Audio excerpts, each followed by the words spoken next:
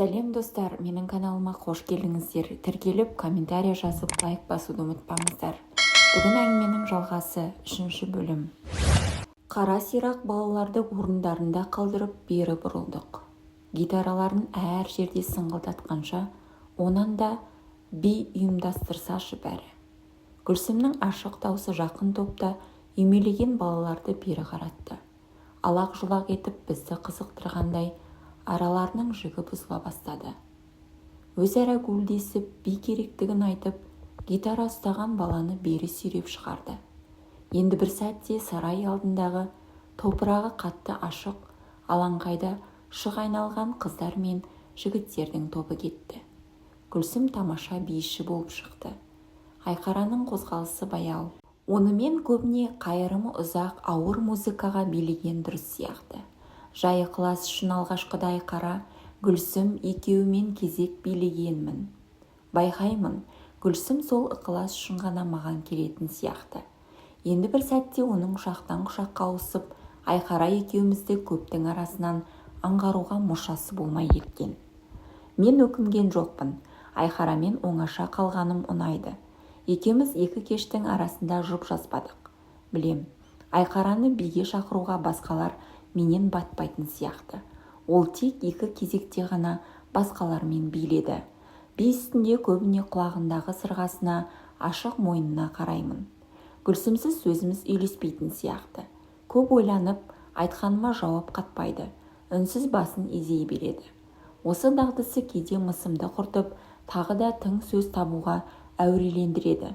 Мынадай кеште аспан жұлдыздары шақырайған электр шамдарының тасасында қалып, гитара үнінен түнгі оттан неше алуан көздер жарқ-жұрқ етіп жанған шақта би үстінде Айқараның көңілін ерекше серпілтетін тіл тапқым келді.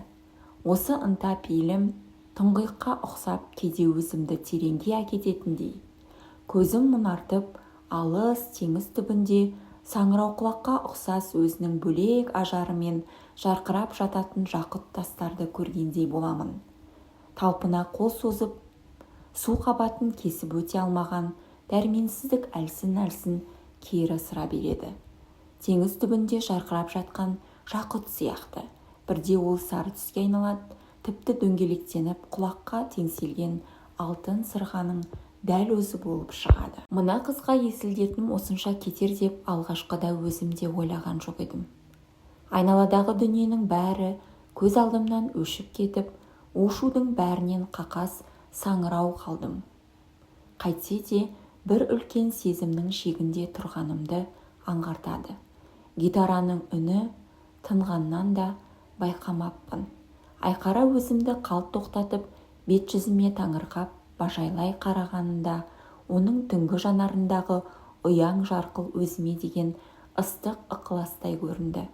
Айқара екеуміз жұп жазбаған күйі, әрі менің кейбір сөлекет қылықтарымнан ба, жұрттың көзіне көбірек түскенге ұқсадық. Кейде Айқара көркіне қарап, өзімді тұмшалаған ойларым мен сезімдерімнен бір сәтке арылып, бәрін айқын ашық барласам, тап Айқарада менің ішкі күйіммен үш қайнаса сорпасы қосылмайтын ұстамдылық, қаталдық бардай.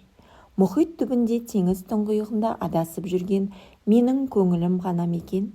Осы кеште Айқара маған бір-ақ рет тіл қатты. Сіз қай факультетке түстіңіз? Мен бе? Мен физика факультетіне. Айқара қырындау тұрып, көзін төмен салды. Әлде біреудің талабына немқұрайлы қарасы сияқты. Би аяқталғанда биболды ертіп қасымызға Гүлсім келді. Ол жігітпен біз де тез табысып кеттік. Сөздері де өздері де ұқсас, екеудің бір-біріне дәл қосылғанын көріп, тұзы жарасатынына күмәнім жоқ еді.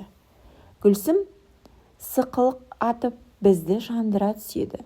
Биболдың тапқыр әзіл, мысқыл сөздерін естігенде құбылған көркі тіпті ерекше. Шын ажары ұстаған сайын ашылатын асыл тасқа ұқсайды. Ертеңіне жаңадан келгендер 3 топқа бөлінді. Алғашқы 2 топ темекі жапырағын жинауға, картоп қазуға жіберілді. Гүлсім Айқара үшеумізді алма теретіндерге қосты.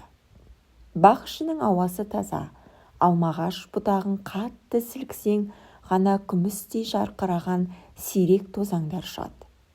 Сәл биіктерде өрмекші торының үзіктері жылтырайды. Жапырақтар да күн сәулесі әсерінен шаңқан тартыпты.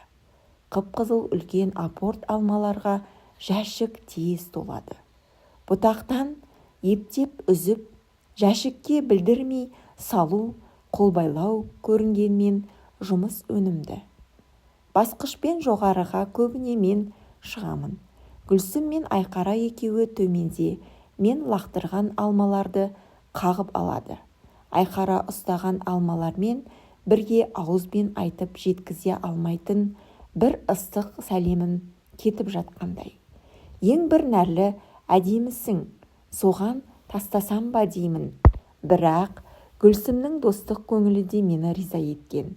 Айқараға қанша құлап тұрғанмен екеуін алалағым келмейді. Бірде алма ағаштың тап ұшар басында қосақталып тұрған екі алманы көрдім. Тым биікте, басқыштың ең жоғарғы сатысына шығып та жете алмадым. Күн сәулесіне еркін малынып, ерте піскен бе, нарттай қызыл екен. Қыздарға дауыстап, бері қараңдаршы, анау ең биікте тұрған екі алманы көрдіңдер ме? Дәмін татыңдар, мен әперейін дедім. Мүмкін әдемісін Айқараға тастарсың деп Гүлсім сықылық қақты. Құрбысына деген көзқарасымды мақтаныш еткендей көңілі шалқып-толқып тұрған қызға қарап, шын аласыз көңіл осыныкі-ау деп ойладым. Жоқ, ала алсам қарамай бөлемін. Қайсына қандайы тисе де ренжімейсіңдер. Сәті түскенде екі алма бір-бірінен айырылғысыз болып шықты. Басқыштың ең жоғарғы сатысына оң жақ беттегі ауыл үсті көрінді. Сол жақ тап-тақыр ақ керішке ұқсаған қырат. Көктем айларында, жаздың басында, жауын-шашын мол шақта, аздаған уақыт мал жайылымына жарап қалған уақытта құлазып жататыны байқалады. Қырат үсті жазаң, сонау биік тауларға дейін созылған. Күн сәулесінен мүлдем ағарып жарқырай түседі. Сол жазаң үстірттің орта тұсында қолмен жасалғандай жинақы шағын төбешікті көрдік. Одан былайырақ алыстан мола сияқты көрінетін бұдан екі еседей аласа қас-қатар тағы 5 төбешік тұр екен. Тап осы сәтте қасымызға бригадир келді. Аузындағы бір тал шөпті тістеп сындырып ағаш басындағы мені байқамады ма, Айқараға тесіле қарап көзін алмайды. Мен аман саулықсыз, ақсақал, анау тұрған төбешіктер немене дедім. Төбесінен әлдекім қойып қалғандай ол жоғарға алақтай қарады. Сөйтті де бір ауық есеңкіреген адамша менен көзін алмады. Ол сақтардың қорғаны дейді ғой. Біздің аталарымыздан да бұрын сондай бір халық тұрған екен. Біздің аталарымыздан да бұрын деп неге бөліп айтасыз? Біз бір жақтан көшіп келіп бекенбіз? Мұны айтқан Гүлсімнің күлімсіреген көздері мен кірпіктерінде мысқыл ілігіп тұрған. Қартамыс адамның жас қызды аңдуын келеме жеткендей ішін усойқы күлкі тіреп тұр. Бригадир енді Гүлсімді бастан аяқ бір шолып шығып, кейбіреулердің сөзінше олар қалмақтар орнатқан қорған деді. Жоқ ақсақал, қалмақтар қорған соққан емес. Болса сол сақтардан не скифтерден қалған нәрсе шығар. Гүлсім ықтырып әкетіп бара жатқан бригадирге көмек бермектей мен жерге түстім. Бұл маңда скифтер өмір сүрген бе? Маған Гүлсімнен бұрын Айқара жауап берді. Скифтер Орта Азияның көп жерін мекендеген. Қазақстанда да болғаны анық. Гүлсім екеуі басқышқа кезек-кезек шығып, алыстағы қорғандарды тамашалады. Бұлар тап сол сақтар скифтер, қалмақтар заманын көріп, олардың лашығында түнегендей сөйлейді. Бұлардың дауыссыз пікір айтқыштығы маған бір түрлі қызық. Кешке жұмыстан соң сол қорғанды барып көруге келістік. Ойына әлдене түскендей бері бұрылды. Маған тіктеп қараған. Мына түрі қатулы сөз айтатындай ұқсайды. Бірақ даусы тым жұмсақ екен. Сен бала темекі жапырағын машинаға тиейтін қарулы қолдар жетпей жатыр. ертеңнен бастап соған барсаң қайтеді. Мына сөзі буынсыз жерімен пышақ салғандай жайсыз тиді. Ниетін аңдасам да көнбеске лаж жоқ. Көбелекке ұқсап көгал қуып, гүл терген қыздар қасындағы жеңіл жұмыстан ұялмайсың ба десе қайттым. Жақсы барсам барайын деппін. Жігітімізді әкетіп бізге басқа біреуді қосып бермек пе едіңіз? Деп Гүлсім саңқ етті. Бригадир үндеместен бұрылып жүре берді. Айқарамен мен жоқта тілдесіп көріп мойнына су құйылғандай дәрменсіз қалатынына бір жайдан сеніп едім. Уақыт түс шамасы боп қалған. Бригадир тағы да ананан, мұнадан көрініп кетіп жүрді. Басқа топтағы қыздар мен жігіттерге даусын қатыңқырап шығарып ақыл айтқанмен бір көзі бізде. Алма бақынан жоғары тұстағы темекі алқабынан түскі тамаққа әйелдер қайтты. Сырттағы жол алыстан айналып өтетіндіктен бе 2-3 әйел бақтың ішімен келеді екен. Кешегі Жолдаспайдың шешесін тани кеттім. Адам жөнінде қателесу қандай жеңіл десеңші. Суық қалпымен есімде қалған әйелден енді жібек мінезді арманшыл адамның сынайы байқалады. Қасымызға келіп тоқтап бірге келе жатқан 2 әйелді алға өткізіп жіберіп, амансыңдар ма шырақтарым деді. Гүлсім мен Айқара іштерінде бір зілсіз күлкіні бүгіп әйелге пейіл бере қараған. Әйел де мұны аңғарама, ішінде қайғы табы жатқандай мұңмен қарайды. Әсіресе Айқараны көп барлайды.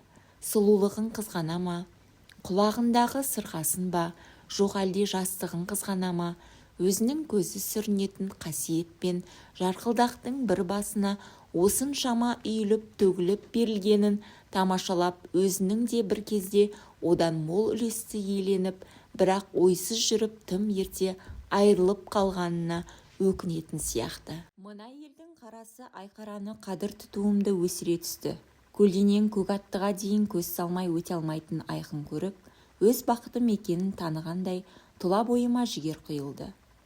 Қай институтта оқитын баласыңдар қарақтарым? Гүлсім жауап беріп жатыр. Әйелдің бізде пәлендей жұмысы жоқ. Алмағаштардың арасына көзін жүгіртіп алақтап қарай бастаған. Ол қасымызға келгенде-ақ бригадир қалыңға қарай сүңги жоғалды. От пен суда екеуі бір-біріне жолай алмайды. Бастары бірге кетсе, буы бұрқырап тас-талқан болып қайнайтын қара қазанда ерекше бір тірлік басталатын сияқты. Тек тыныштық тілегесін ғана бригадир бой тасалап жүрмекен. Біздің жеріміз жақсы ғой, тек мынау темекі еккелі қол күші жетіспейтін сияқты деді әйел. Бірге қайтқан екеу ұзап кеткесін бізбен сәл кем дидарласпақ сыңай танытты. Отырыңыз, деп мен бос шәшікті төңкеріп жерге қойдым. Әйел бұл құрметті өзіне артық көргендей қысылып, қымтырылып әрең тізесін бүкті. Төменнен жоғары қарағанда көздерінен бір жалыныш сәулесі байқалатын сияқты. Осындағы ел-жұрт жайын біраз сұрастырған болдық. Әйел не туралы сөйлессе де алыстан орғытып, егжей-тегжейіне дейін қалдырмайды. Осы бригадир қандай адам? Деп сұрадым, екеуінің арасындағы ішкі қатынасты байқамағансып. Гүлсім менімен қосарланып сұрақты тікесінен қойды. Әйелі бар мекен өзінің? Жолдаспайдың шешесі қабағын көтеріп Гүлсімді барлай қарады да, тауы шағылған адамдай сөзден тайпылып, сәл бүгіліп қалды. Енді қос жанары Гүлсім жаққа жаудырай берді. Сырғалы қыз емес, оның көз сүзгені сенбісің деген сияқты. Гүлсім оны байқаса да елең қылған жоқ. Айқарада осы әйелдің жайын ұққысы келген бір сабырлық бар. Әйел жерден бір тал шөп үзді де көз алдында ойнатып ұзақ отырды. Әңгімесін күрсініп барып бастады. Достар, ары қарай бұл әйелдің не айтқысы келгенін білгілеріңіз келсе, каналыма тіркеліп жазылып кетуді ұмытпаңыздар. Келесі бөлімде кездескенше.